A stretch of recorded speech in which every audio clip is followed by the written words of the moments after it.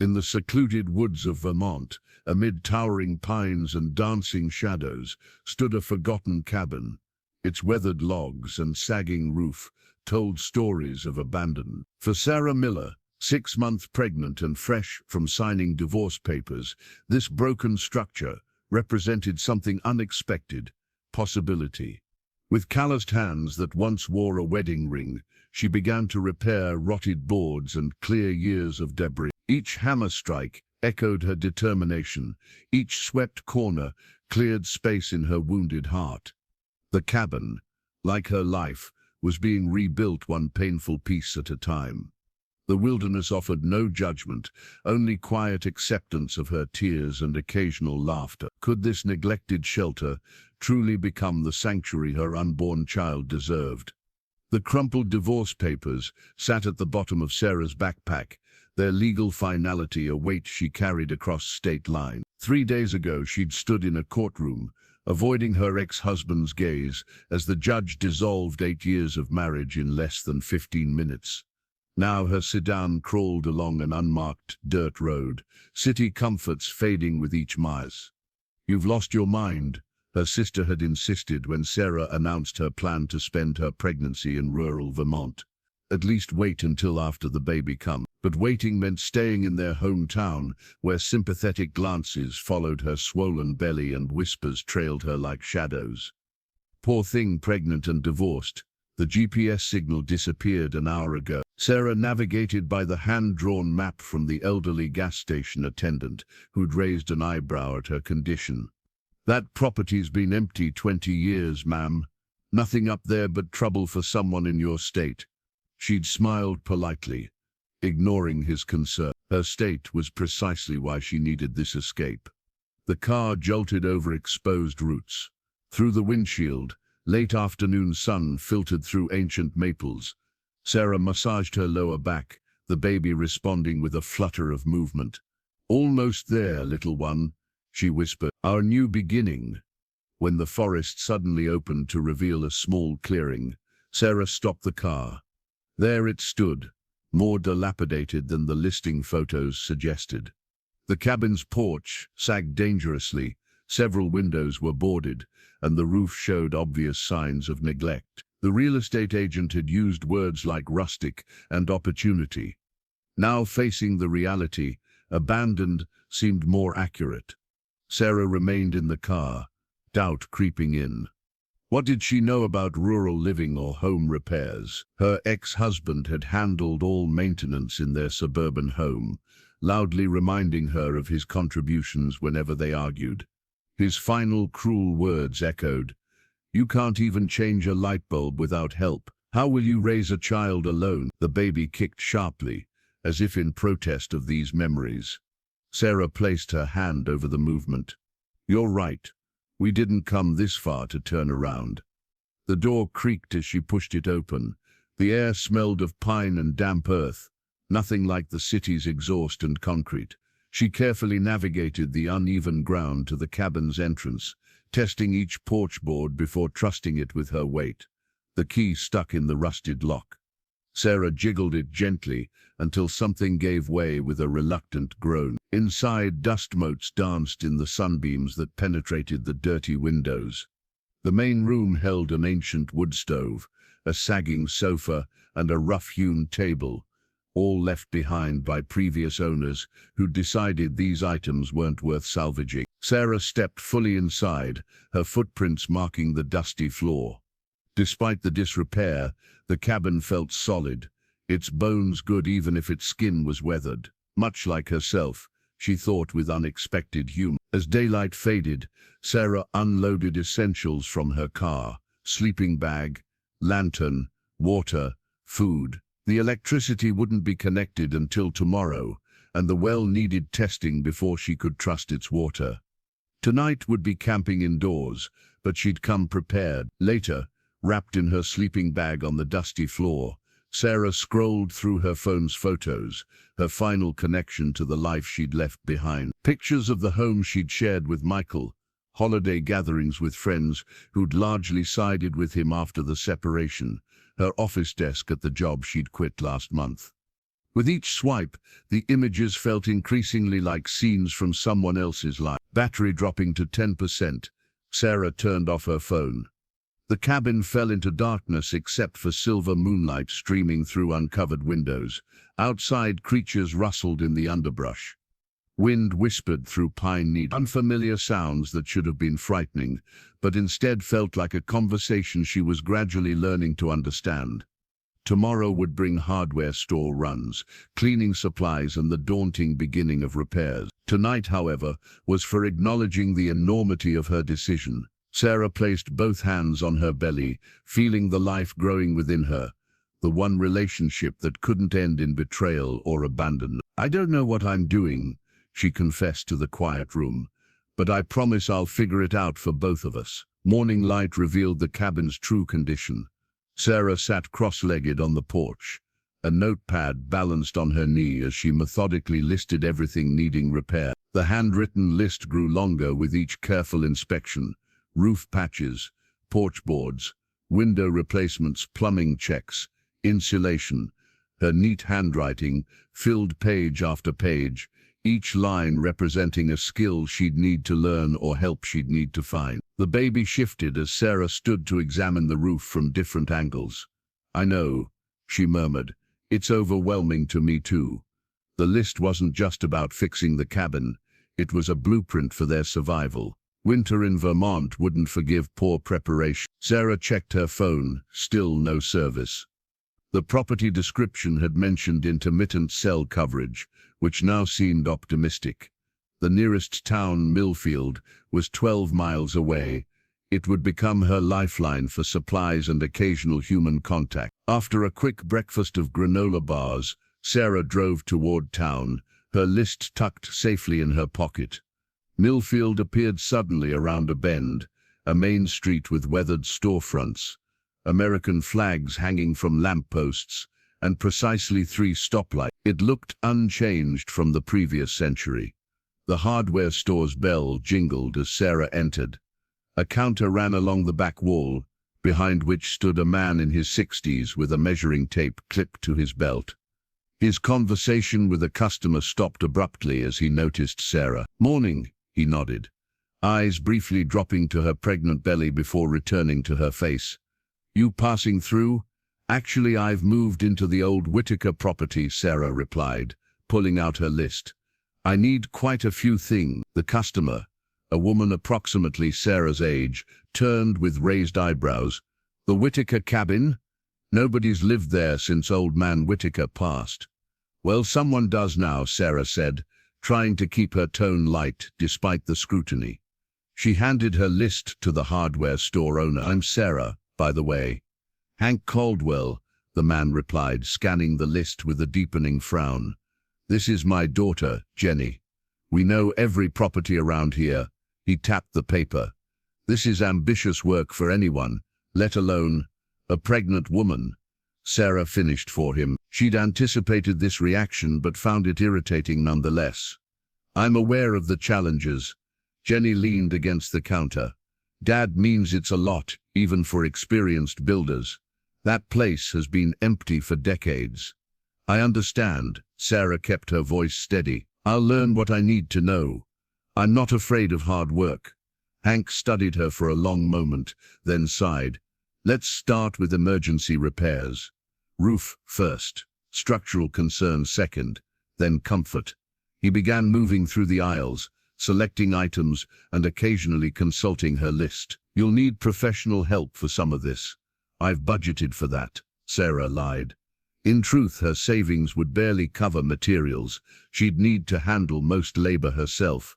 An hour later, Hank helped load supplies into her sedan. "You should meet Roy Gunderson," he said, handing her a business card. "Retired contractor. Does odd jobs for fair prices. Tell him I sent you." "Thank you." Sarah tucked the card away, knowing she'd delay calling as long as possible. Every dollar saved on labor was a dollar toward future security. Jenny approached as Hank returned to the store. "Weekly farmers market happens Saturdays in the town square," she said. "Good place to meet neighbors.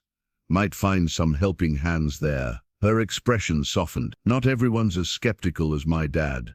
Some of us remember what it's like to start over. The comment made Sarah wonder about Jenny's story, but she merely nodded in thanks.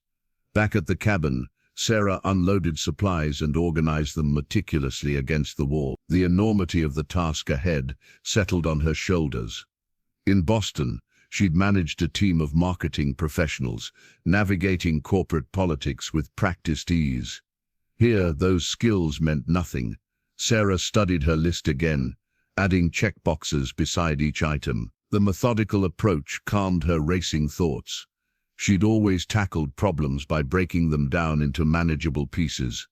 This was no different, just more physical than she was accustomed to. The cabin's interior was first, clearing out debris, sweeping decades of dust, making one room properly habitable. Sarah tied back her hair and pulled on work gloves, pausing to catch her reflection in a cracked window. Determination had replaced the uncertainty in her eyes. She added one final line to her list: prove them wrong. Sarah discovered the rusty toolbox behind a stack of rotting firewood in the dilapidated shed. Its hinges protested as she pried it open, revealing a collection of hand tools. Hammers, screwdrivers, pliers, and wrenches, all showing signs of age, but surprisingly intact. A name was etched into the metal lid: J. Whitaker.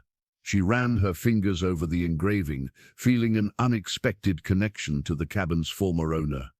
These were the tools that had maintained this space before her. Now they would serve her purpose. "Look what we found," she told her unborn child. "Grandpa Whitaker left us a gift." The nickname came spontaneously, creating an imagined lineage for the baby that had nothing to do with its actual father. Inside the cabin, Sarah tackled the bedroom first. She needed one safe haven, one finished space to retreat to when the work became overwhelming. She swept decades of dust from the wooden floors, cleared cobwebs from corners, and scrubbed the lone window until sunlight streamed through clearly. The previous owner had left behind a metal-framed bed with a stained mattress that Sarah immediately dragged outside. Her inflatable camping mattress would serve until she could afford something better. By midday, her back ached fiercely. Sarah pressed her hands against her spine, stretching carefully. The pregnancy books warned against overexertion, but what choice did she have? The cabin wouldn't repair itself. She continued working through the afternoon, using Whitaker's hammer to reattach loose floorboards, his screwdriver to tighten door hinges. When the bedroom door finally closed properly, Sarah felt a disproportionate sense of achievement. Next came the wood stove, essential for the approaching fall weather.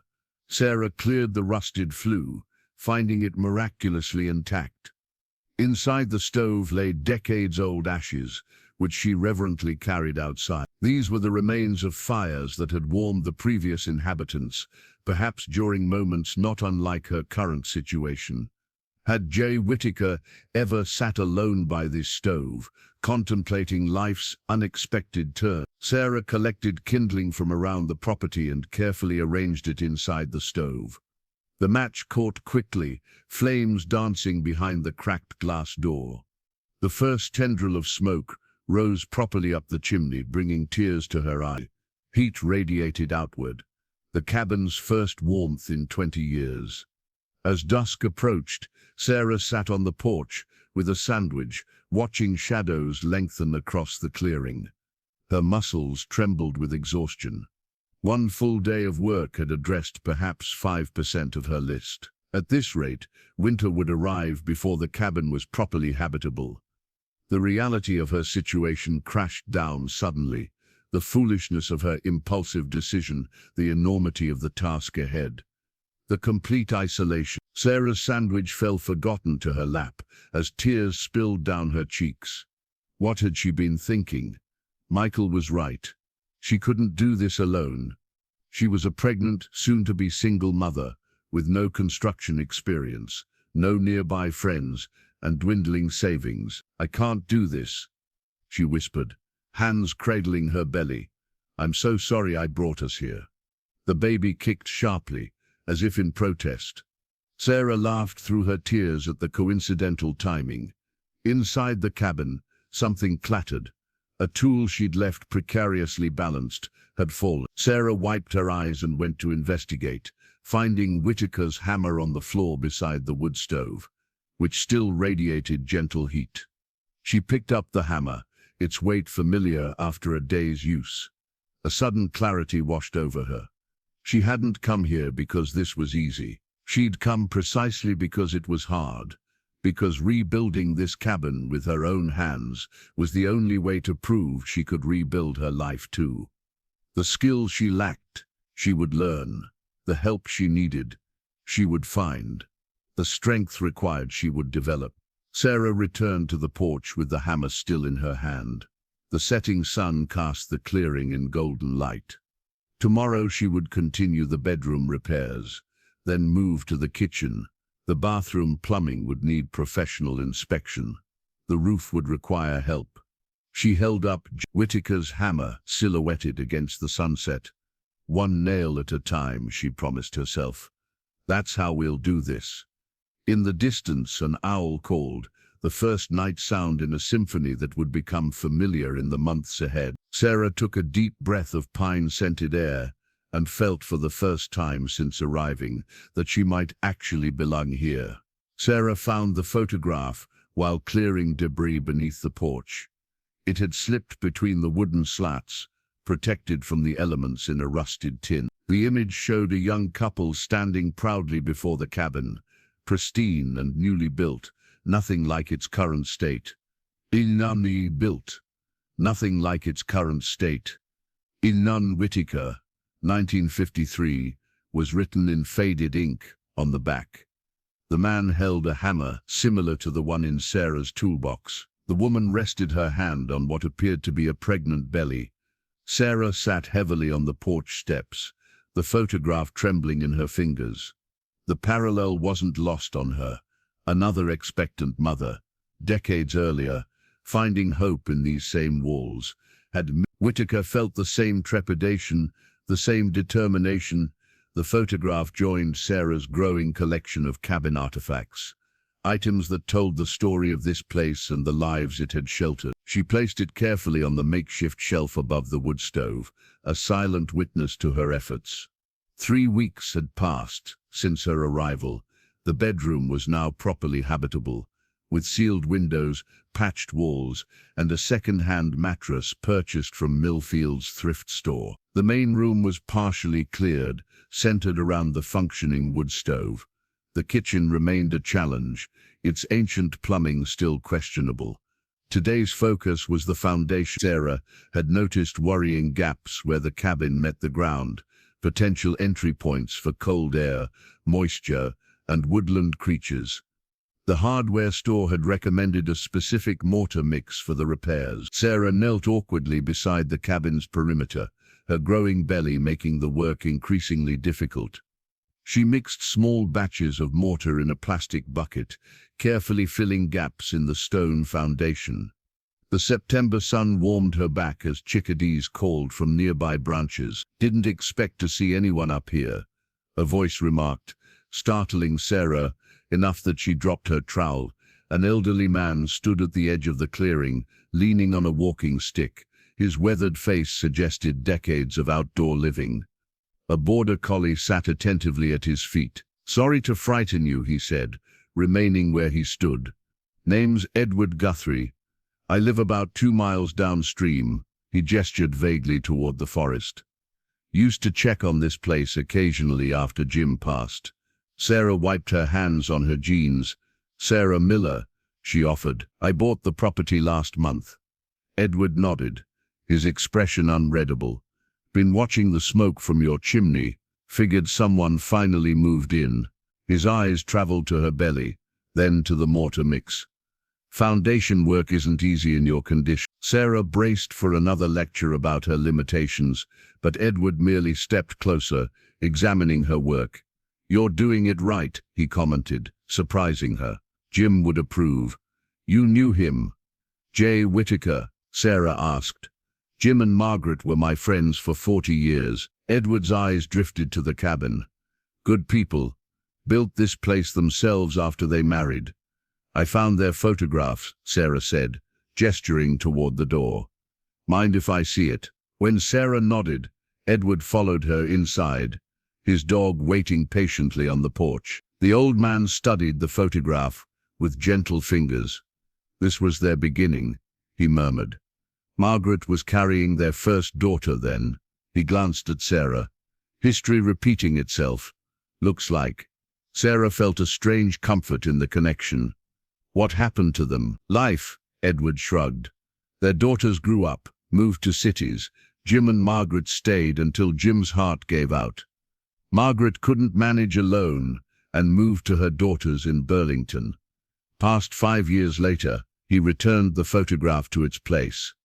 Cabin's been empty since. The jar of homemade blackberry jam sat on Sarah's kitchen counter, its handwritten label reading, "Welcome to the mountain, Jenny." It had appeared on her porch yesterday, alongside fresh sourdough bread and a note inviting her to the Saturday farmers market. The unexpected gift from the hardware store owner's daughter marked a turning point, the first neighborly gesture that asked nothing in return. Sarah spread the sweet tart jam on a slice of bread, savoring the complex flavors. 7 weeks into her mountain exile, the small kindnesses were beginning to outnumber the skeptical glances.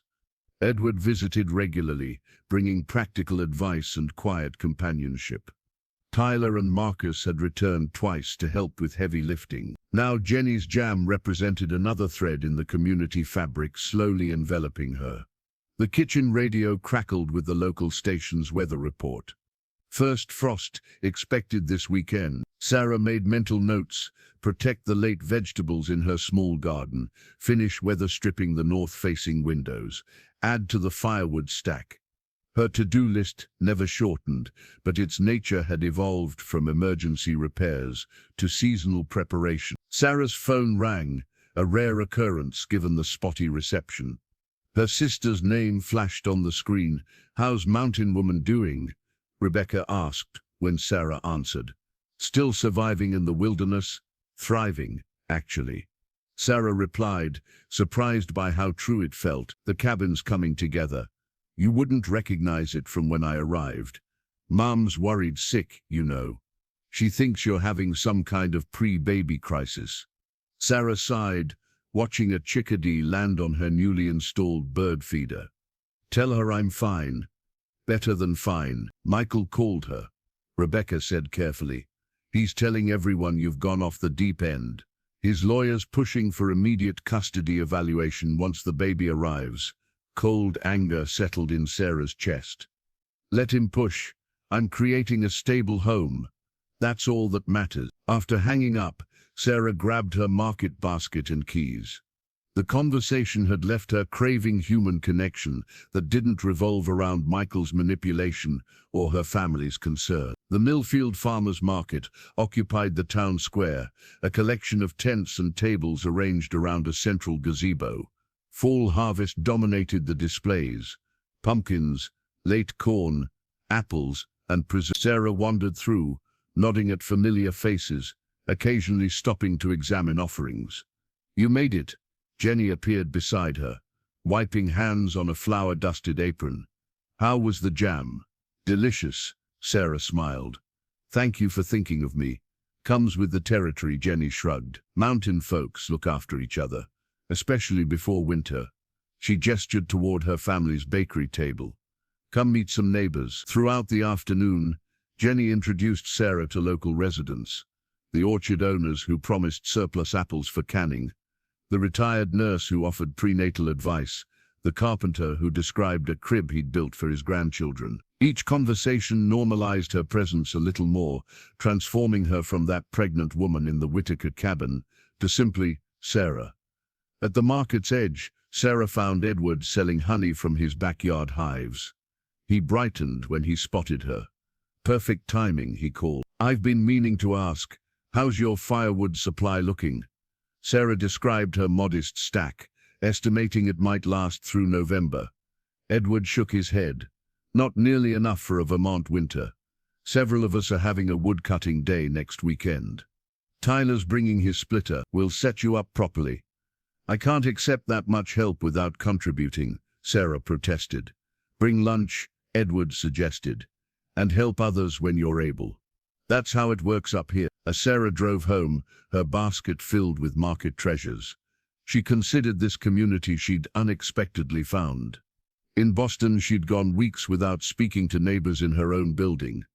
Here, strangers offered firewood, garden advice, and baby furniture without hesitation. The independence she'd sought by moving to the cabin was evolving into something more nuanced, interdependence within carefully maintained boundaries. She could accept help while preserving autonomy. The cabin remained her sanctuary, but its doors could occasionally open. Back home, Sarah arranged her purchases on the kitchen counter, including another jar of Jenny's jam.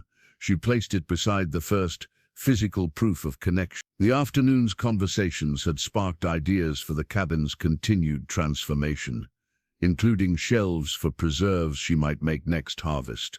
Sarah touched her belly, feeling the baby's movements. "We're putting down roots here," she told her child. "Not what I planned, but maybe what we needed." Outside, a vehicle approached, unusual for her remote location. Sarah stepped onto the porch as a small pickup truck parked beside her sedan. Jenny emerged, carrying a cardboard box. "Found these at my grandmother's," she called. "Thought your cabin might need them." Inside the box were handmade curtains, their simple pattern reminiscent of an earlier era. "They're perfect," Sarah said, genuinely touched. "Would you like to come in for tea?" The kettles just boiled. As they sat at her kitchen table, steam rising from mismatched mugs, Sarah realized she was hosting her first visitor by choice rather than necessity. Another small milestone in the cabin's rebirth. "This place suits you," Jenny observed, glancing around the half-finished kitchen. "Most people thought you wouldn't last a month." Sarah smiled, resting her hand on her growing belly. "We're stubborn that way." "Good," Jenny replied. "The mountain needs more stubborn women." The garden tools rested against the cabin wall. A trowel, rake, and hoe purchased second-hand from Millfield's thrift store. Beside them sat packets of seeds, carrots, kale, spinach, and herbs that could withstand Vermont's shorter growing season. Though November's chill had settled over the mountain, Sarah had begun preparing a small plot beside the southern wall where spring sunshine would nurture new growth. "It's never too early to plan ahead," Edward had advised when he saw her clearing the area. He'd appeared with a bag of composted soil, showing her how to prepare the earth for winter dormancy. "By spring thaw, this will be ready for planting." Digging in the cold dirt brought unexpected peace. Each turn of soil represented both an end and a beginning, the completion of one seasonal cycle, preparation for the next.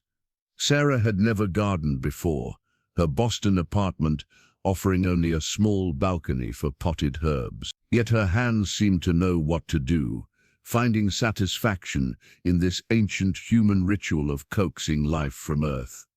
At 8 months pregnant, these activities required careful pacing. Sarah worked in short intervals, resting frequently on the bench. Edward and Tyler had built beside the garden plot. From this vantage point, she could survey the cabin's transformation. Weather-tight windows gleamed in afternoon sun. The repaired chimney released a steady plume of wood smoke. The porch no longer sagged, but stood level and sturdy.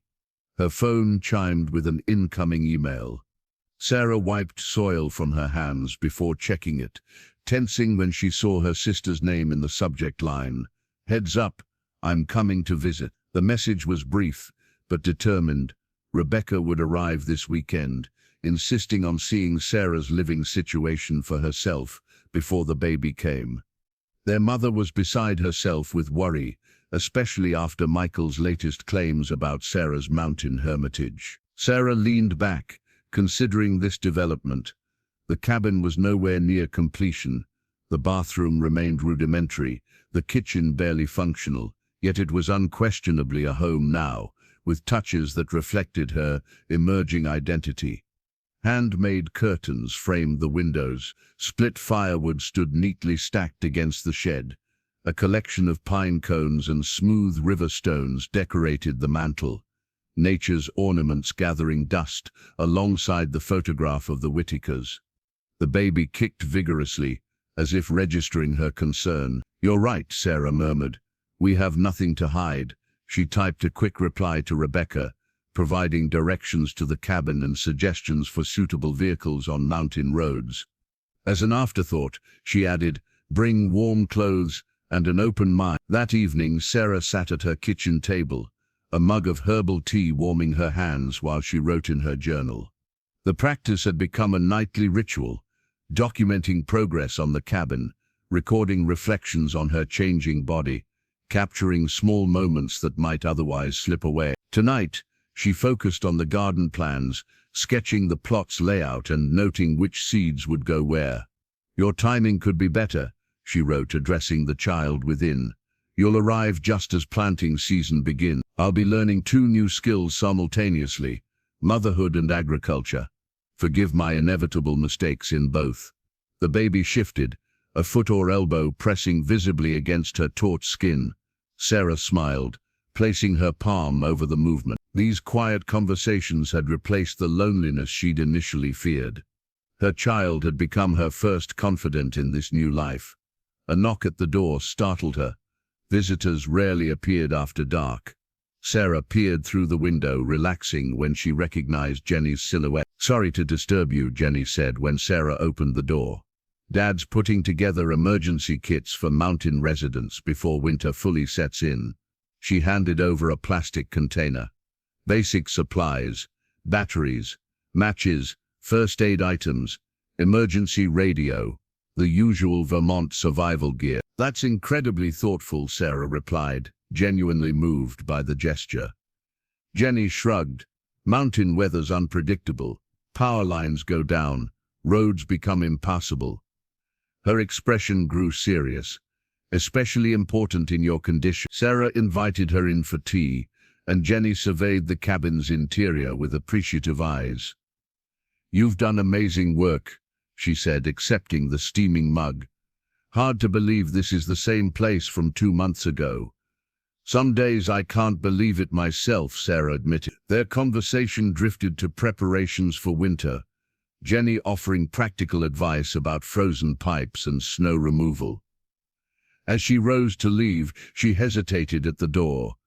"There's something else," Jenny said. "My grandmother was a midwife before the hospital opened in Millfield. She taught me some basics." She met Sarah's eyes directly. "Just in case the baby comes during a storm and you can't get down the mountain." The possibility had haunted Sarah's quiet moments. Bennett had assured her that first babies typically arrived late, but mountain isolation added an element of risk to every calculation. "I'd appreciate knowing you're nearby," Sarah said simply. After Jenny left, Sarah returned to her journal, adding notes about emergency deliveries and nearby neighbors to contact. The garden sketch remained unfinished on the facing page, a future waiting to unfold alongside her impending motherhood. She placed her pen on the open journal and walked to the window. Moonlight silvered the cleared garden plot. By this time next year, it would be bursting with growth, her child crawling or perhaps taking first steps nearby. Seeds and babies both required patience, nurturing, and faith in natural processes. The small wooden rattle lay on Sarah's kitchen table, wrapped in tissue paper that Rebecca had carefully smoothed and saved. "First thing for the baby," her sister explained, her expression hovering between skeptical and supportive. "Mom helped me pick it out." Sarah ran her fingers over the smooth maple surface, appreciating the craftsmanship. Tiny dried beans shifted inside, creating a gentle sound. "It's beautiful, Becca." "Thank you." Rebecca stood by the window, surveying the cabin with undisguised concern. After a 5-hour drive from Boston, she'd arrived looking exhausted and immediately began cataloging all the cabin's shortcomings: the temperamental plumbing, the patched roof, the remote location miles from proper medical care. "I just don't understand why here, of all places," Rebecca said, turning from the window. "Mom and Dad would have let you stay with them until you found a proper apartment." Sarah placed the rattle on the mantel beside the Whitaker photograph. "I didn't want to stay with anyone. I wanted to build something that was entirely mine, in the middle of nowhere, while pregnant." Rebecca gestured at the surrounding forest visible through the windows. This isn't empowerment, Sarah, it's recklessness. The accusation stung, echoing Michael's criticism. Sarah took a slow breath, reminding herself that Rebecca had always approached life differently, seeking security above all, preferring known paths to uncertain ventures. Her sister's concern came from love, even if it manifested as judgment. "Why don't I show you around?" Sarah suggested, deflecting the argument. "You've only seen inside the cabin." Outside, November sunlight filtered through nearly bare branches. Sarah guided Rebecca along the footpath to the garden plot, explaining her spring planting plan. They continued to the shed, where firewood was stacked neatly, then to the small stream that provided supplementary water when the well pump occasionally faltered. Rebecca remained largely silent until they reached the edge of the clearing, where Sarah had installed a simple bench facing west toward the mountains. Here they sat together, watching clouds drift across distant peaks. "I worry about you," Rebecca finally said, her voice soft. "Not just the practical stuff. Though honestly, Sarah, what if something goes wrong with the baby up here? But also," she hesitated, "you've always had people around you. Colleagues, friends, Michael. You thrived on connection." "I thought I did," Sarah replied, rubbing her rounded belly absently. "But most of those connections were superficial. When everything fell apart with Michael, how many of our supposed friends chose sides? How many just disappeared? That's not fair. People don't know what to do when couples separate. It's not about fairness. It's about realizing what matters." Sarah gestured toward the cabin. "This place demanded honesty from the start. Either I could handle the work or I couldn't. The mountain doesn't care about my resume or who I used to be married to." Rebecca was quiet for a long moment. "You've changed," she finally observed. "Yes, I'm not sure Mom will understand this version of you." Sarah smiled slightly. "I'm still figuring her out myself." When they returned to the cabin, Rebecca insisted on cooking dinner, rummaging through Sarah's modest pantry and producing a surprisingly delicious pasta dish. As they ate by candlelight, a choice of atmosphere rather than necessity now that the electricity worked reliably, the conversation shifted to family news and mutual friends. "Michael asked about you," Rebecca mentioned, studying Sarah's reaction. "Wanted to know if you were coming back to Boston for the birth." Sarah kept her expression neutral. "I'm registered at the hospital in Millfield. Dr. Bennett is an excellent obstetrician. He seems genuinely concerned about the baby." "He's concerned about control," Sarah corrected. "He never wanted children until I told him I was leaving. Suddenly, fatherhood became his primary identity." Rebecca didn't argue the point. Instead, she helped clear the dishes and asked to see the small nursery corner Sarah had prepared in the bedroom. The simple space featured a second-hand crib, carefully restored by Edward, and a rocking chair positioned to catch morning light.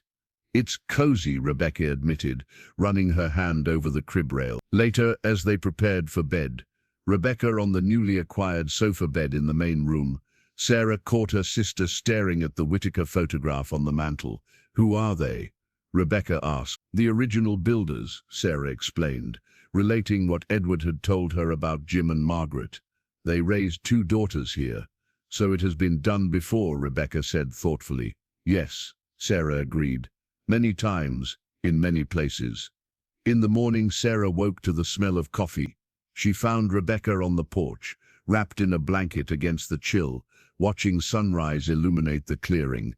"I get it now," Rebecca said without turning. "Not completely, but I can see why you stayed." Sarah joined her, accepting a steaming mug.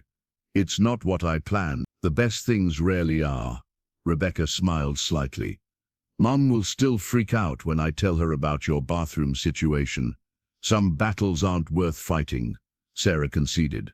As Rebecca packed her car later that morning, she hesitated before embracing Sarah. "Promise you'll call if you need anything. Anything at all."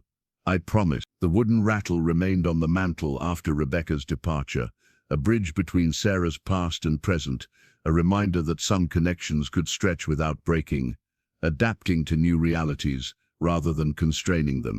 The prescription bottle sat on Sarah's bedside table, its medical label stark against the rustic wood. Bed rest for 72 hours minimum. Dr. Bennett had instructed, her expression leaving no room for negotiation. Your blood pressure is concerning, and those contractions aren't practice ones. This baby isn't ready to arrive yet. Sarah stared at the ceiling, counting the wooden beams for the 14th time. After 2 days of forced inactivity, the cabin's cozy dimensions had become claustrophobic. Outside, the first serious snowfall of the season had arrived overnight, transforming the landscape into a white expanse that would have been beautiful if it didn't represent another layer of isolation. The contractions had begun while she was splitting kindling, a sharp tightening that doubled her over. When they continued at irregular intervals throughout the day, Sarah had reluctantly called Jenny, who insisted on driving her to Millfield for medical attention. Now confined to bed except for bathroom trips, Sarah confronted a humbling reality. Her fierce independence had limitations. The stack of firewood needed replenishing, snow needed clearing from the path to the shed. Daily maintenance tasks required attention. Alone on the mountain, simple bed rest became a logistical challenge. A vehicle's engine rumbled outside, tires crunching through fresh snow. Sarah levered herself carefully to a sitting position, peering through the bedroom window. Edward's truck had stopped in the clearing, and several figures emerged. Edward himself, along with Tyler and 2 women, Sarah recognized from the farmer's market. She reached for her phone, discovering a text from Jenny. Sent reinforcements. Don't you dare get out of bed. The front door opened after a perfunctory knock. Delivery service, Edward called. Stay put, Sarah. Footsteps moved through the cabin. Multiple people carrying supplies, speaking in hushed tones. Sarah heard the wood stove being opened, kindling catching with a familiar crackle. The rich aroma of beef stew soon wafted under her bedroom door. One of the women, Martha, who sold honey and beeswax candles, appeared in the doorway with a steaming mug. Raspberry leaf tea, she announced. Good for expectant mothers. Her no-nonsense demeanor suggested she'd brook no argument. You didn't have to come all this way, Sarah began. Course we did, Martha replied, setting the tea on the bedside table next to the prescription. Jenny said you needed watching, and mountain folk look after their own. I'm hardly one of your own, Sarah protested. I've only been here a few months. Martha's weathered face softened. You rebuilt Jim Whittaker's cabin with your own hands while growing a whole new human. That earns you mountain status in my book. She gestured toward the main room. Now the boys are handling outside chores. Ida's making meals you can heat easily. I'm tackling laundry and cleaning. You focus on keeping that baby right where it is for a few more weeks. Before Sarah could respond, Martha turned businesslike again. Need anything? Bathroom? More pillows? The helplessness Sarah expected to feel didn't materialize. Instead, acceptance washed over her, not of limitation, but of connection. I'm okay for now, thank you, Martha. Throughout the day, her caretakers moved efficiently around the cabin. Tyler reported that the roof was holding well under the snow load. Edward restocked firewood by the stove and adjusted the damper for optimal overnight burning. Ida prepared and labeled containers of food for the coming days, explaining each dish's reheating instructions. By late afternoon, the visitors prepared to leave before darkness complicated mountain driving. Edward performed a final check of critical systems, while Martha left written instructions for Sarah's self-care. Jenny will stop by tomorrow, she assured Sarah, and I'll be back the day after. The schedule's on the refrigerator. I don't know how to repay this kindness, Sarah said, emotion tightening her throat. You already have, Edward replied. Remember the cookies you baked for the volunteer fire department last month? The vegetables you shared from your final garden harvest? The hand-knit hats you made for the school fundraiser? He gestured toward her rounded belly. Besides, we're investing in the future here. This mountain needs new blood.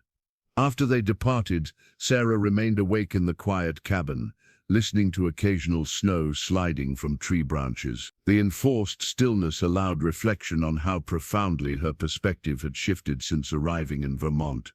She'd come seeking isolation, believing self-reliance meant doing everything alone. Now she understood that true resilience included knowing when to accept help, that interdependence represented strength, not weakness. Sarah reached for her journal, recording the day's events and insights. The prescription bottle caught her eye, a physical reminder of limitations, yes, but also of a community that ensured those limitations wouldn't define her experience. Outside, darkness settled over the snow-covered mountain. Inside, the wood stove ticked softly as it radiated steady warmth. Sarah placed her hand over her belly, feeling movement beneath her palm. "We misjudged this place," she told her child. "We thought we were escaping to wilderness, but we actually found our way home." The next morning, Sarah woke to voices outside. Through frosted windows, she glimpsed Jenny and another woman clearing the fresh snowfall from her pathways. On the kitchen counter, a thermos of tea waited, still hot, with a note, "Drink this, not coffee. Doctor's orders. J." Sarah followed instructions, accepting care with newfound grace. Her body required rest, but her spirit had never felt stronger. The prescription bottle remained on her bedside table, no longer a symbol of weakness, but a reminder that sometimes strength meant allowing others to shoulder the weight. The wedding ring gleamed dully in the bottom drawer of Sarah's bedside table. She hadn't intended to find it today. She'd been searching for an old notebook when her fingers brushed against the small velvet pouch tucked in the corner. Now the platinum band lay in her palm, simultaneously weightless and impossibly heavy with memories. 8 years of marriage contained in a simple circle. Sarah turned it slowly, remembering the April morning when Michael had placed it on her finger, his hands trembling slightly, despite his confident smile. They'd been so certain then, of themselves, of each other, of the future they'd planned with meticulous care. Bennett had cleared Sarah to resume light activities after her week of bed rest, but warned against overexertion. "That baby's staying put for now, but you're not entirely out of the woods. Moderation, Sarah." With outdoor work limited by both medical caution and December's deepening cold, Sarah had turned to indoor projects, organizing cabinets, sorting through the boxes she'd hastily packed during her Boston departure. The wedding ring had been deliberately buried in her hurry to escape, but now it demanded attention. Outside, snow fell in lazy spirals, adding to the blanket already covering the clearing. The cabin's transformation was complete enough to make it a sanctuary against Vermont's harsh winter. Inside, wood stove heat created a pocket of warmth that allowed Sarah to wear only a light sweater as she sat cross-legged on the bedroom floor, surrounded by artifacts of her previous life. Here was the framed photograph from their honeymoon in Greece. Michael's arm around her shoulders as they squinted into Mediterranean sunlight. Here were birthday cards he'd given her, each one signed with increasingly perfunctory declarations of love. Here was the leather portfolio he'd presented when she earned her promotion, the accompanying note praising her ambition, the very quality he'd later resent when her career temporarily outpaced his. Sarah set aside these physical remnants of their relationship, focusing instead on the wedding ring.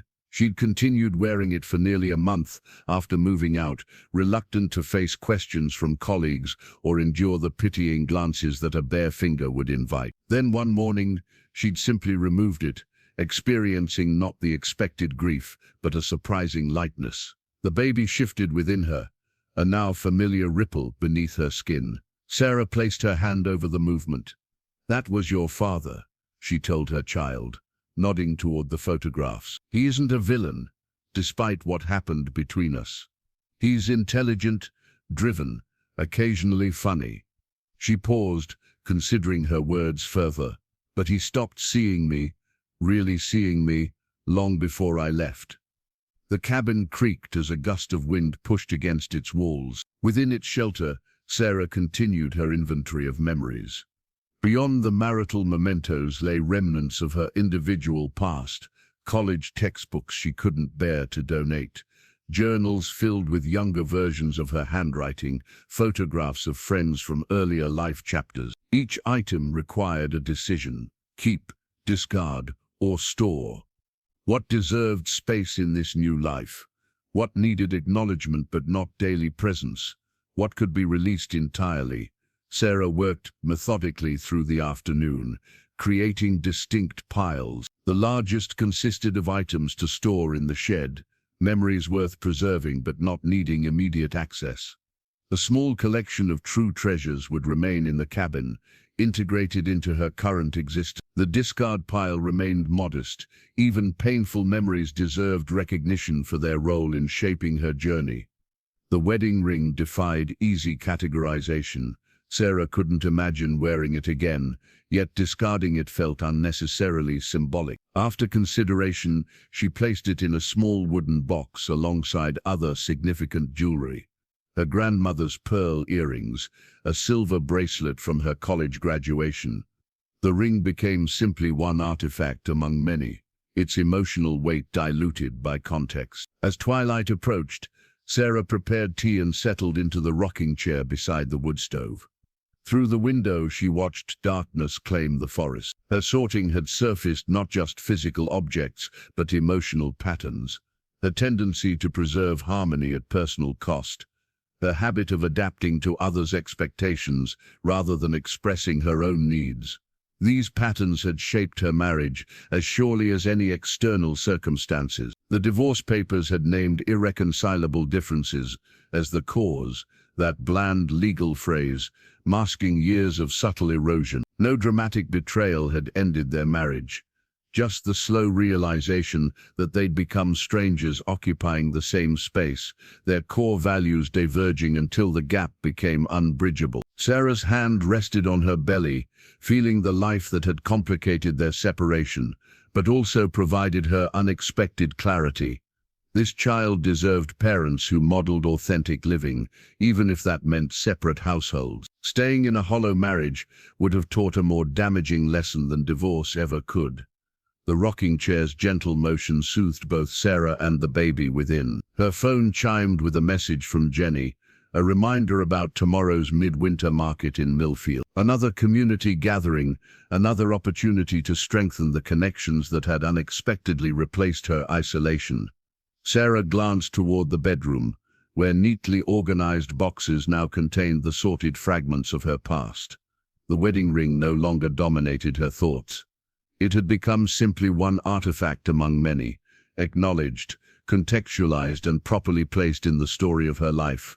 Outside, snow continued falling, each flake unique and perfect before joining the collective blanket covering the mountain. Inside, Sarah added another log to the fire and opened her journal to record the day's insights, her past finally settling into proper perspective as she continued writing her future.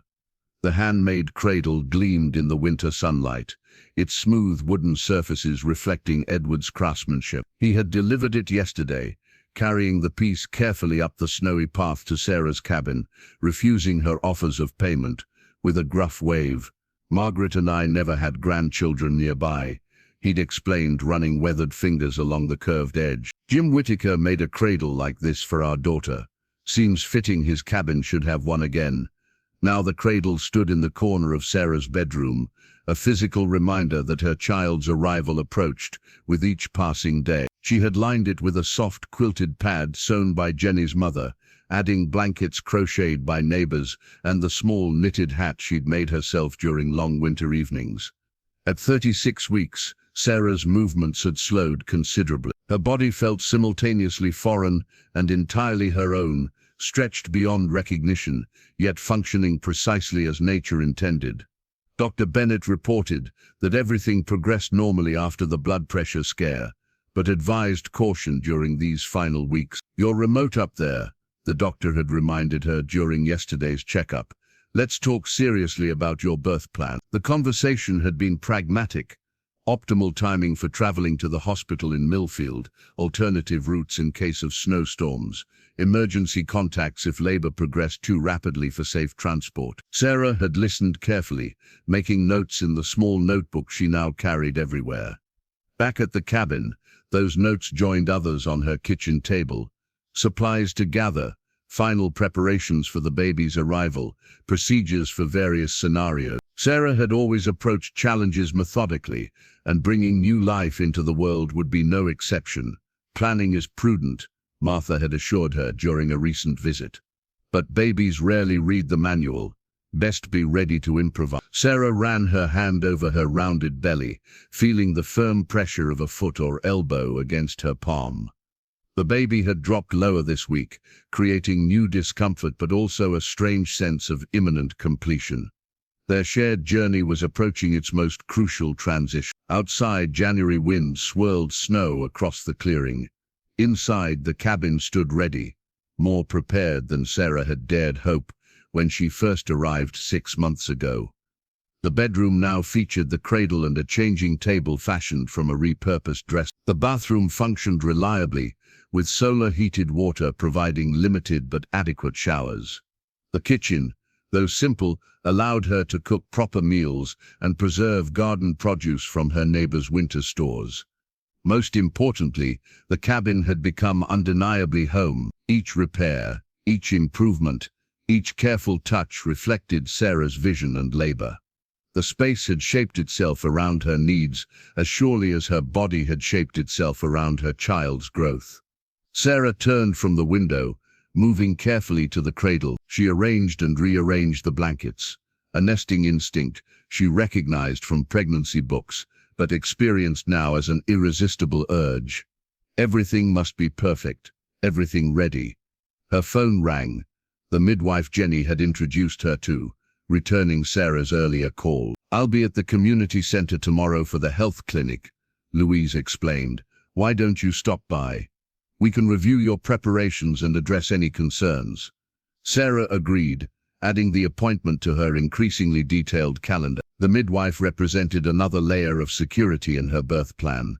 Someone with decades of experience who lived relatively nearby and understood mountain logistics.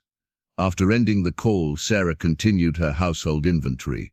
Diapers stacked neatly in the repurposed dresser. Tiny clothes washed and folded. Formula as backup to her planned breastfeeding. First aid supplies refreshed and expanded. She moved to the main room where her laptop sat open on the desk. Edward had built from reclaimed barnwood. The satellite internet installed last month, an expensive but necessary concession to her remote location, allowed her to research remaining questions and maintain connections with her Boston medical team.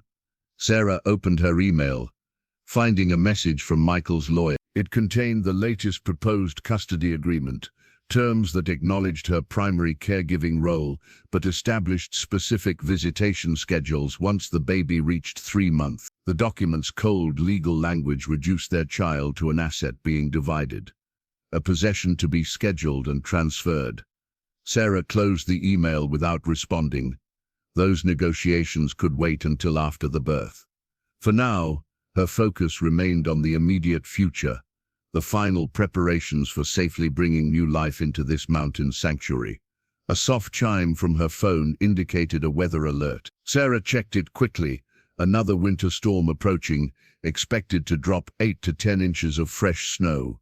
She mentally reviewed her supplies, confirming adequate food, water, and firewood to weather potential isolation. Outside, afternoon light faded early, shadows stretching across unmarked snow. Sarah moved through the cabin, lighting lamps against the gathering dusk. In the bedroom, she paused again beside the cradle, its empty space full of promise. "Almost time," she told her child, one hand supporting her belly, while the other traced the cradle's smooth edge. "We're nearly ready to meet each other." The baby shifted in response, a rolling movement visible even through Sarah's thick sweater. Outside, the first flakes of new snow began to fall, adding another layer to the white blanket protecting her mountain home. The woodpile stood neatly stacked beside the cabin door, a monument to preparation and foresight.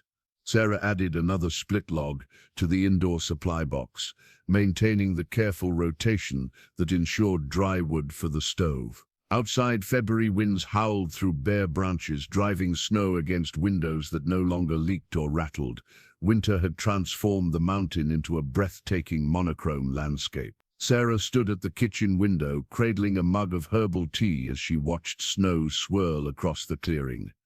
The temperature hadn't risen above freezing in weeks, and the forecast promised continued cold. "This is why we stockpiled," she told her unborn child, now so large that Sarah's movements had become deliberate, almost ceremonial.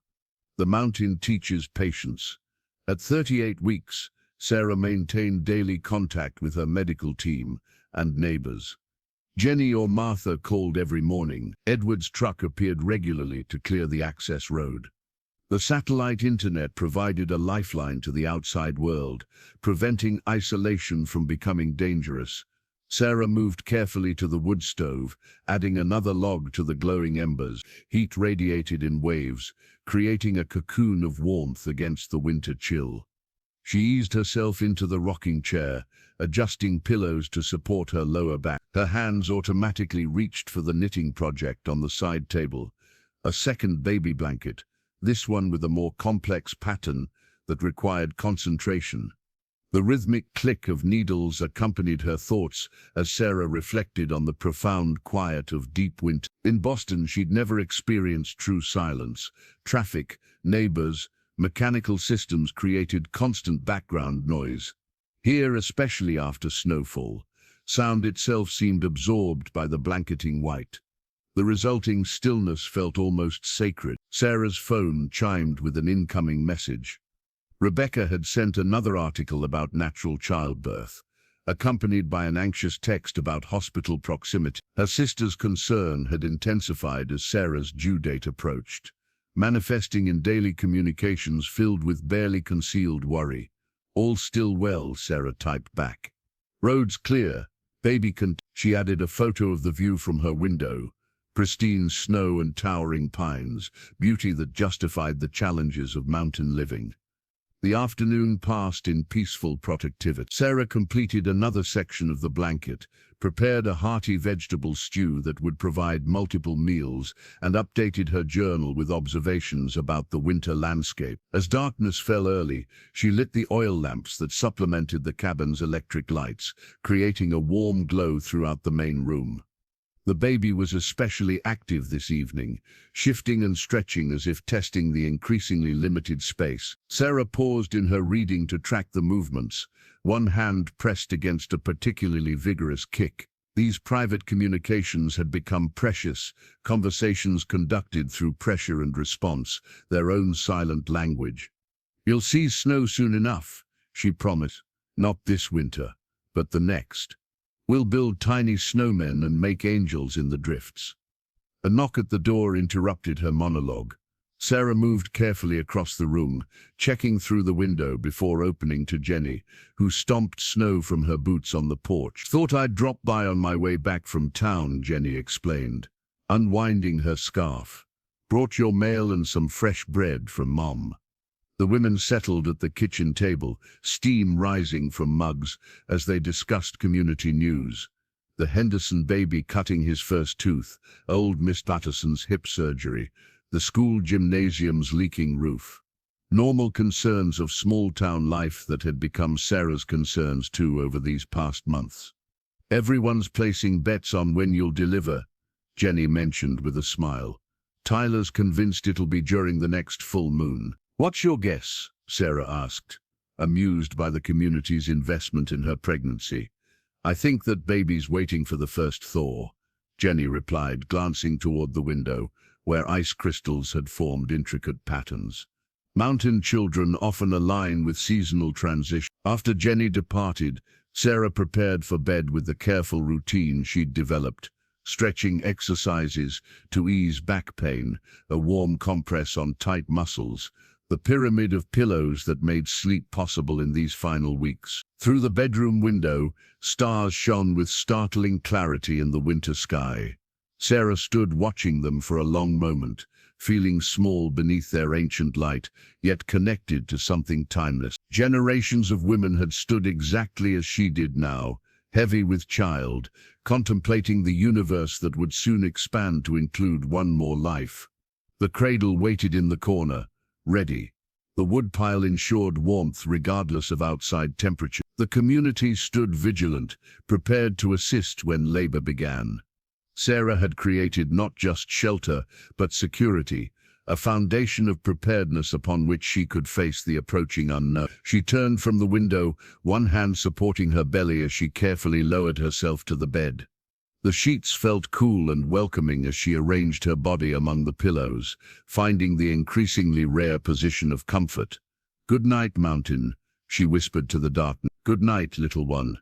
Outside, snow continued falling, each flake unique and perfect.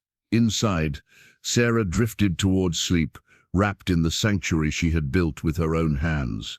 A woman transformed by wilderness, awaiting her final and most profound transformation. The emergency radio crackled with static, its red indicator light the only illumination in the pre-dawn darkness. Sarah adjusted the frequency, straining to hear the weather update through the interference. The meteorologist's voice finally emerged, confirming her fears, approaching blizzard conditions, with expected accumulation of 18 to 24 inches over the next 36 hours. Wind gusts up to 40 miles per hour, creating whiteout conditions and significant drifting. Travel strongly discouraged across all mountain regions. Sarah set the radio down, mentally reviewing her preparations. At 39 weeks pregnant, she'd been vigilant about supplies, maintaining enough food, water and firewood to withstand extended isolation. But she hadn't anticipated a storm of this magnitude coinciding with the dull ache that had awakened her at 3 a.m. A persistent tightening across her lower back that came in increasingly regular intervals. "Not yet," she whispered to her belly. "Just a few more days until this passes." Outside, the first heavy snowflakes were already falling, visible in the beam of her flashlight as she peered through the window. Sarah moved carefully to the kitchen, heating water for tea while timing the contractions on her phone's app. 15 minutes apart. Still early, possibly false labor, no need for panic. By sunrise, the storm had intensified. Wind howled around the cabin's corners, driving snow against the windows with increasing ferocity. Sarah paced slowly between the wood stove and kitchen, phone in hand as she logged each contraction. 12 minutes apart now, more intense. This wasn't false labor. She called Dr. Bennett's office, reaching the answering service. "The roads to the mountain are already closed," the on-call nurse informed her, after consulting with emergency services. "How far apart are your contractions?" 12 minutes, Sarah replied, leaning against the wall as another wave began building. "But getting stronger. First babies typically take their time," the nurse reassured her. "Keep tracking the contractions. Call back when they're 5 minutes apart, or if your water breaks. And Sarah, contact your local support immediately." Sarah called Jenny next, explaining the situation with forced calm. "I'll try to reach you," Jenny promised, "but the county's already pulled the plows from the roads. They can't keep up with the accumulation." "I'm fine," Sarah insisted. Probably hours away from anything serious, but after ending the call, she gripped the counter as another contraction radiated through her lower back, stronger than the previous one. When it passed, Sarah moved methodically through the cabin, gathering the supplies she'd prepared for this possibility: clean towels, sterilized scissors, the emergency birthing kit Louise the midwife had assembled for mountain residents. The satellite internet connection flickered and died as the storm intensified, cutting off her access to medical websites and video calls. Sarah's phone showed a single bar of reception, intermittently disappearing as the blizzard disrupted cell signal. By noon, the contractions had accelerated to 8 minutes apart. Sarah knelt on all fours during each wave, practicing the breathing techniques from her childbirth classes. Between contractions, she tended the wood stove, heated water, and prepared the bedroom with waterproof pads and clean linens. The radio remained her only reliable connection to the outside world. Emergency broadcasts reported whiteout conditions across the county, multiple road closures, and power outages, affecting thousands. Sarah's electricity flickered repeatedly before failing completely, leaving her with the wood stove for heat and oil lamps for light. "Just you and me," she told her baby as another contraction began. This one brought her to her knees, the pain radiating from back to abdomen in an overpowering wave. When it passed, Sarah checked her phone. 7 minutes apart, and unmistakably progressed. She called Jenny again, the connection staticky and fragmented. Contractions, 7 minutes. Power's out. "Sarah, listen carefully," Jenny's voice cut through intermittently. "Louise is trying to reach. Stay calm. Remember your breathing. We're organizing." The call dropped. Sarah tried redialing but couldn't connect. Outside, wind shrieked around the cabin, snow accumulating rapidly against the doors and windows. The isolation she'd once cherished now felt threatening. The mountain's beauty transformed into a barrier between her and medical assistance. Another contraction gripped her, stronger than the last. Sarah breathed through it, focusing on each exhale. When it subsided, she filled the bathtub with water while it still flowed from the taps, a precaution against pipe freezing and a reserve for cleaning if needed. The afternoon passed in a blur of intensifying labor. Sarah moved between positions, walking during milder contractions, kneeling or squatting through stronger ones. She heated broth on the wood stove, forcing herself to sip it for strength. The baby remained active between contractions, shifting lower in her pelvis, with unmistakable purpose. By dusk, contractions were 5 minutes apart. Sarah called emergency services, reaching a dispatcher who documented her situation and promised to relay it to first responders. "We have specialized vehicles attempting to reach isolated residents," the dispatcher explained, "but conditions are extremely hazardous. Are you prepared for the possibility of unassisted birth?" "I've studied it," Sarah answered, her voice steadier than she felt. "I have supplies. Someone will reach you if humanly possible," the dispatcher promised. "Meanwhile, keep this line open when you can."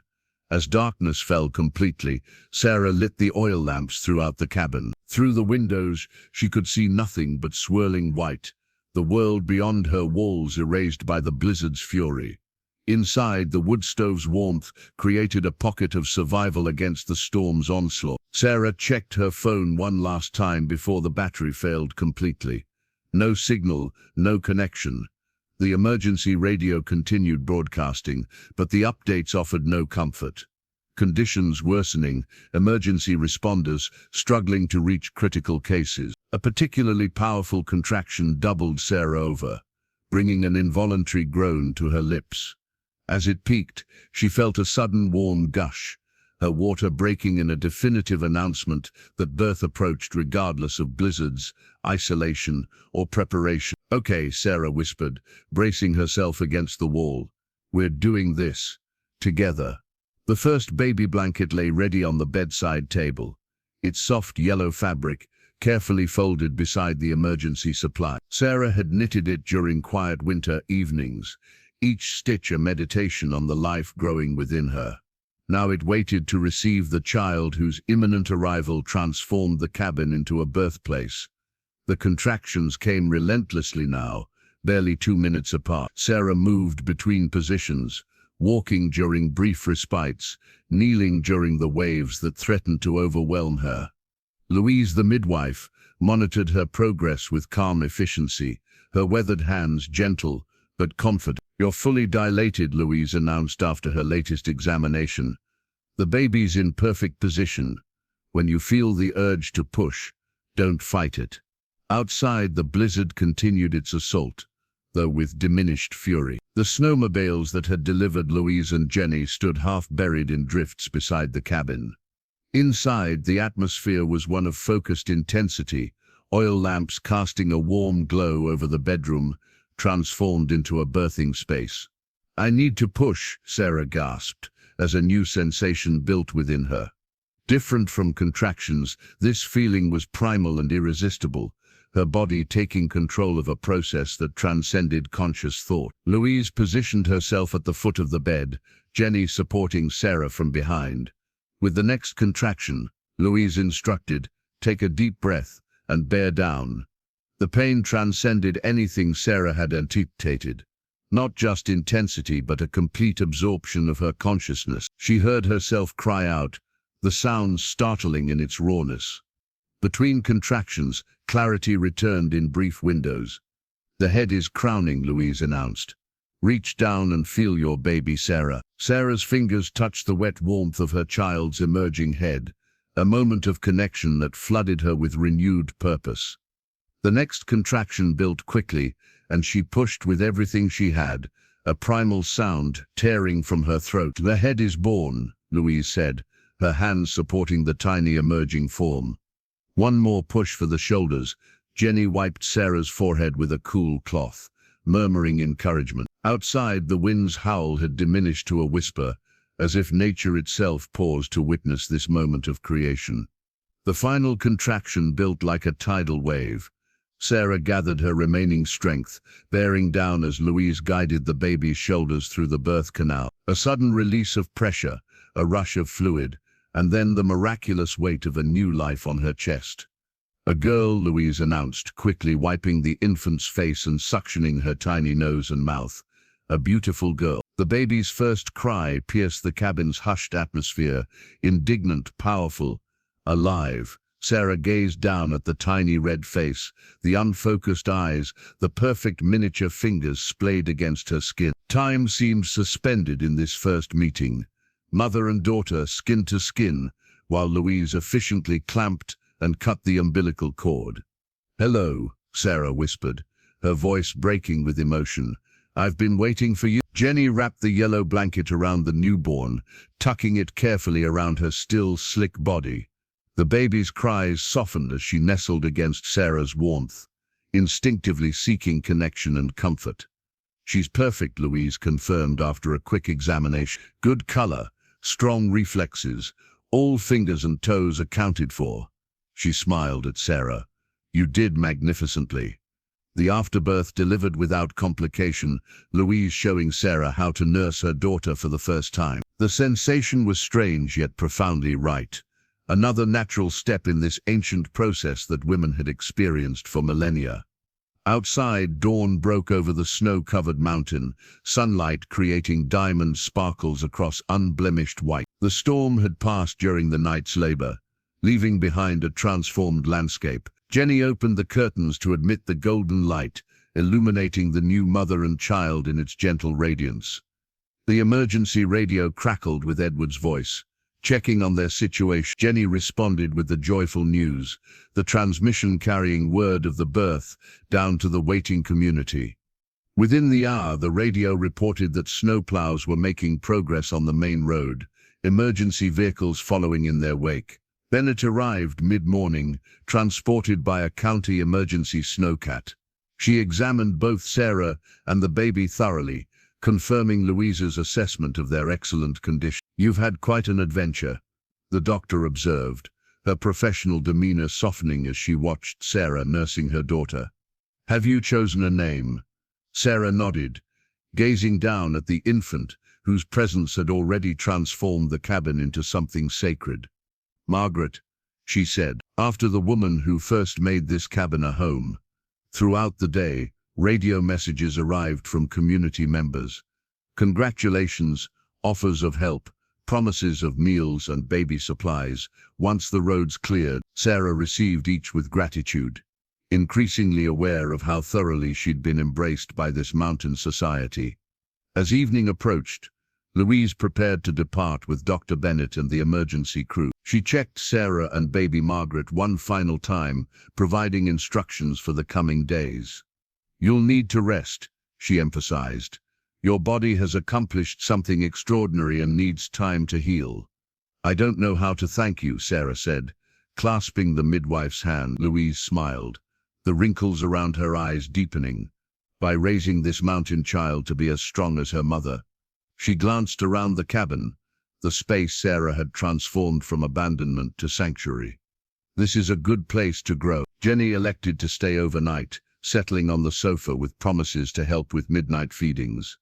After the others departed, quiet settled over the cabin, not the silence of isolation, but the peaceful hush of new beginnings. Sarah sat in the rocking chair beside the wood stove, Margaret sleeping against her chest. Through the window, stars emerged in the crystal-clear sky, looking close enough to touch in the aftermath of the storm. The mountain stood sentinel around them, its protective presence no longer threatening, but comforting. "We did it," Sarah whispered to her sleeping daughter. "We found our way home." In the corner, the handmade cradle waited to receive its tiny occupant. But for this night, Sarah kept Margaret close, unwilling to break their connection even in sleep.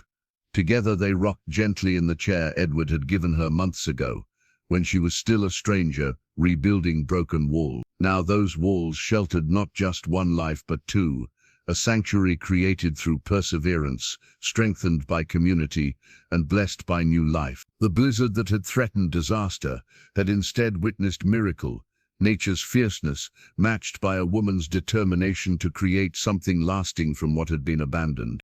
The new saplings stood in a row beside the cabin, their tender green leaves catching spring sunlight. Sarah had planted them on Margaret's 3-month birthday, 5 young maples that would someday shade the clearing. They represented both gratitude and investment in a future she now embraced without reservation. "Look, Maggie," Sarah whispered, holding her daughter facing outward so she could see the transformed landscape. "Everything's waking up." After months of snow cover, the mountain had erupted into vibrant life. Wildflowers dotted the clearing's edges, birdsong filled the mornings, and Sarah's carefully prepared garden beds sprouted promising rows of early vegetables. The long winter had retreated, leaving behind a world reborn. Margaret gurgled in response, her dark eyes widening at a bluebird that landed on the porch railing. At 3 months she had become a sturdy, alert infant whose expressions increasingly mirrored Sarah's own. Her existence had transformed the cabin from sanctuary to home, filling its spaces with new purpose. Sarah settled in the rocking chair that now lived on the porch during pleasant days. As she nursed Margaret, she surveyed the improvements made since the snow's retreat: expanded garden beds, a proper clothesline, the beginnings of a low stone wall marking the property's edge. Each addition reflected her commitment to this place and the life they were building together. Edward appeared at the forest's edge, carrying seedlings for Sarah's expanding garden. Since Margaret's birth, he'd appointed himself unofficial grandfather, visiting regularly with practical gifts and quiet wisdom. "Perfect day for planting," he called, setting down his offerings. "The almanac says we're past danger of frost." Sarah smiled her agreement. The mountain's growing season remained shorter than lowland farms, but she'd learned its rhythms and adapted accordingly. Jenny had taught her to preserve early harvests against winter's return, knowledge she embraced with the same determination she'd applied to cabin repairs. Edward tickled Margaret's cheek gently. "She's getting bigger every day. Soon she'll be helping in the garden." "Not too soon, I hope," Sarah replied, though she already envisioned future seasons with a toddler following her between garden rows, learning the patient work of cultivation. Michael had visited once, arriving with his lawyer the month after Margaret's birth. His initial demands for shared custody had softened when faced with the reality of his newborn daughter and the life Sarah had created. The cabin's transformation from ruin to home had silenced many of his objections about suitable environment. They'd negotiated a modest visitation schedule, beginning when Margaret turned 6 months.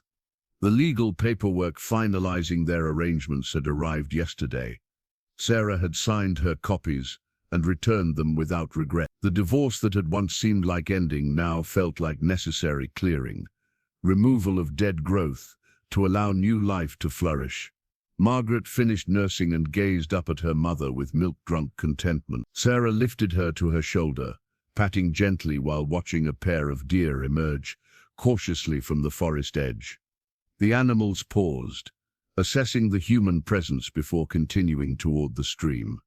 "Your first spring," Sarah murmured to her daughter. "The first of many." Around them the mountain continued its ancient cycle of renewal, indifferent to human timelines yet somehow perfectly aligned with the new lives unfolding within its embrace. The cabin deed rested in Sarah's hands, her name printed in official type across the top. 1 year to the day since she'd first turned the rusty key in the lock, the property transfer was complete. The Whitaker cabin and its 5 surrounding acres officially belonged to her and Margaret, their permanent home rather than temporary refuge. "Congratulations," Edward said, raising his coffee mug in salute. The kitchen table was crowded with neighbors who had gathered to celebrate both the anniversary and the property milestone. Jenny had baked a cake, decorated with a miniature cabin. Martha had brought wildflower arrangements that brightened every surface. Margaret sat on Sarah's lap, babbling happily at the attention. At 8 months old, she had her mother's determined expression and a personality entirely her own. Curious, strong-willed, and deeply connected to the natural world surrounding her cabin home. "Hard to believe what this place looked like a year ago," Tyler commented, glancing around the now comfortable interior. "Barely standing then, like its new owner," Martha added with a knowing smile toward Sarah. Sarah couldn't disagree. The woman who had arrived pregnant and broken-hearted bore little resemblance to the person she had become.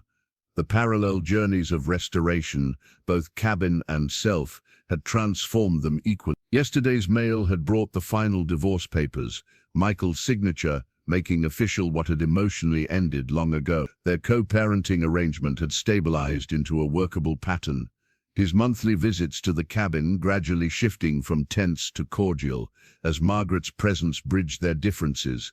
"A toast," Jenny suggested, raising her glass. "To Sarah and Margaret, and to the cabin that brought them to us."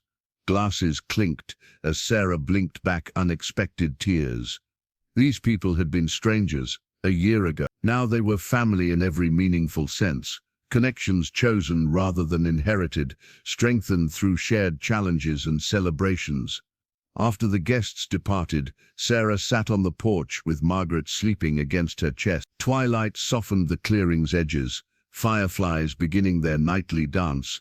Above the thriving garden, the cabin stood solid behind them, no longer a desperate gamble, but a true. Sarah reflected on the parallel timelines that had brought her to this moment, her body healing from childbirth as the cabin healed from neglect, her spirit strengthening alongside repaired walls and foundations.